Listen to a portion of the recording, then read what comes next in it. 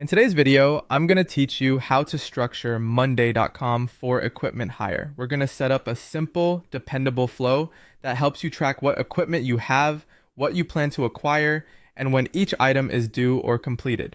By the end, you'll have a clear process that your whole team can follow without confusion. Start by opening your Monday.com account and navigating to your main management board for equipment hire. This board will act as your single source of truth. Think of it as your control center where availability, bookings, and purchase planning all live together.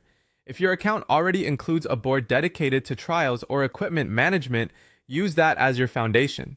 The goal is to keep everything in one place so you can see current stock alongside planned purchases and upcoming deadlines. Create a new task on the board.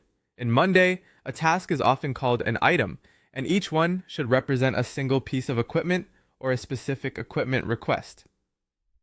Give it a clear, searchable name. A helpful convention is to include the equipment type and, if applicable, an internal ID or a short descriptor, like booking or purchase plan, so you can instantly tell what the task is about. Open the task you just created and fill in the essentials. Add a due date to anchor the timeline. If it's a planned purchase, use the due date as the target buy date.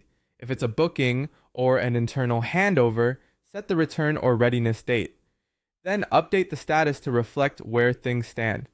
Common statuses that work well here include in stock, on hire, planned purchase, ordered, and maintenance. Use a notes or description field to capture context, like vendor, expected costs, accessories required, or dependencies. For items you plan to acquire, clearly mark them as planned and include the intended date so your pipeline is visible alongside current inventory. When the task reaches the finish line, whether that's a purchase completed, a return processed, or a maintenance cycle close, drag it to the complete area to mark it done. Keeping the board tidy this way helps everyone see what's active versus what's closed, and it preserves a history you can reference later.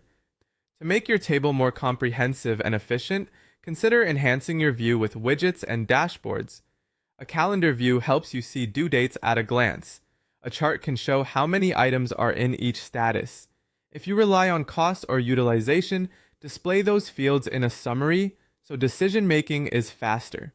Keep it simple, keep it visible, and let the board do the heavy lifting for your equipment hire workflow.